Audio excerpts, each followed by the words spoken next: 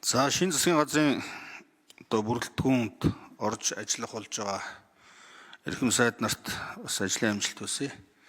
Тэгээ өнгөрсөн одоо засгийн газарт бас сайн ажиллаж исэн зарим сайд нар энэ засгийн газарт үргэлжлүүлээд ажиллаж байгаа явдалд нь бол талархалтай байна.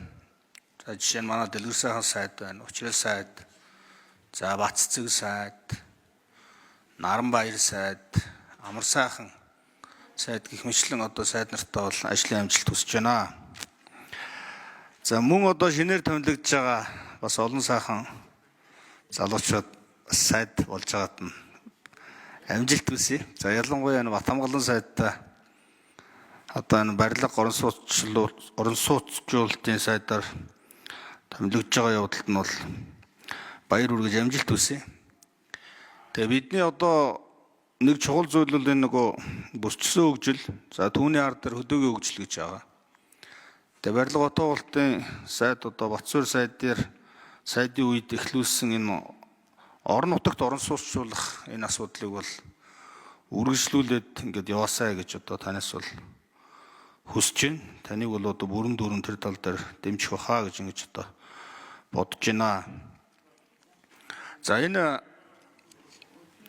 эрчим хүчний сайдаас нэг юм асууя. Энэ 2019 онд сэргийгдэх эрчим хүчний тухай хуульд нэмэлт өөрчлөлт орж бидний сэргийгдэх эрчим хүчний одоо зөвшөөрлийг одоо сонгон шалгаруулж өгдөг болсон юм байлээ. 19 оноос хойш энэ өөрчлөлт орсны дараагаас хойш одоо нэгч төсөл яваагүй. Нэг зөвшөөрөл олгодоогүй. Энэ одоо ямар учиртай байдгийг юундаа байгаад одоо энэ зөвшөөрөл нь олгодгүй юм бэ? Энээс болоод одоо олон гадна дотны хөрөнгө оруулалтууд ингээд дагаа зогсчдөг, хүлээгээд байгаад байдаг. Нэг юм асуудал байна. Энэ дээр одоо хариу өгөөч гэж ингэж хүсэж байна. За хоёрдугаарт байгаль орчин урамсгалын өөрчлөлтийн сайдаас одоо Батбаатар сайдаас сууя. За манай энэ говийн бүс Монгол улс одоо өөрөө ерөн үндсэндээ 70% сүлжчихсэн. Тэр дундаа одоо энэ говийн бүс нутаг бол энэ сүлжлэлтэнд хамгийн их өртөж байгаа юм бүс нутаг.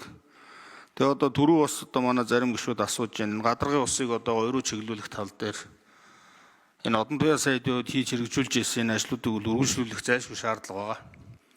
Ялангуяа одоо энэ сум болгонд хөв зөөрөн бий болгох, энэ үерийн усыг одоо хоригдлуулах гэх чиглэлийн энэ ажлууд дээр бол бид нар онцгой анхаарч үргэлжлүүлж ингэж явах.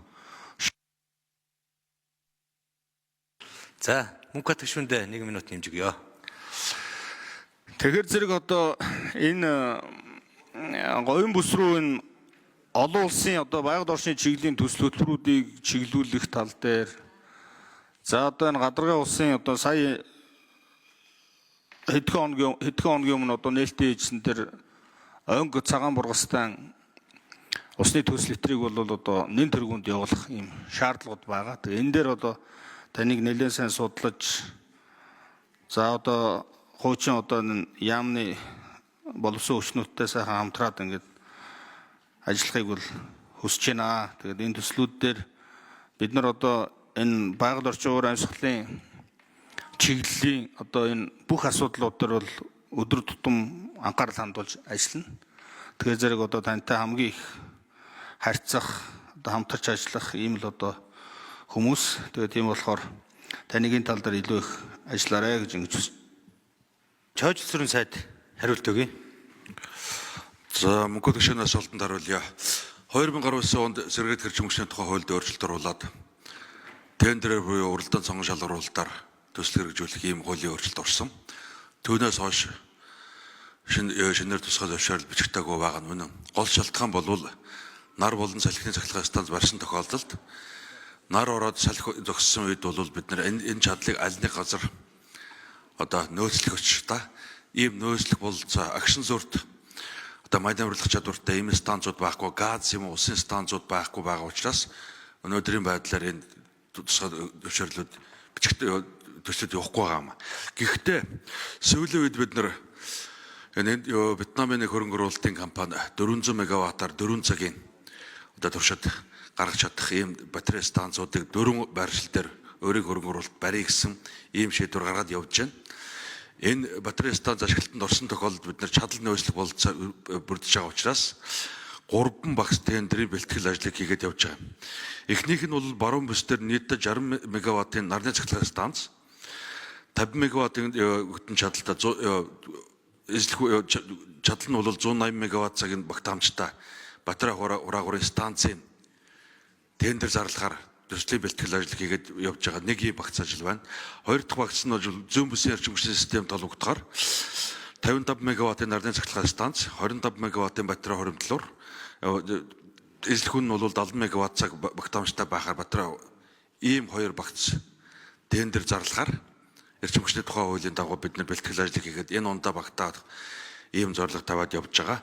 3 дугаарт нь Дэлхийн банк олон улсын санхүүгийн корпорацтай хамтраад 100 мегаваттын хөтөн чадалтай салхин цахилгаан станцын төслийг өрсөлдөн сонгон шалгуулалтаар бас тэг зарлж үзье гэдэг ийм 3 багц ажлын бэлтгэл ажил хийгээд явж байгаа. Энэ 2024-25 оны 2 дугаар хагас 2026 оны эхний хагастай багтаад ийм сэргээлт хэрчим хүчний тухайд 3 төслийн бэлтгэл ажил хангаад явж байгаа гэдэг ийм л мэдээлэл байна.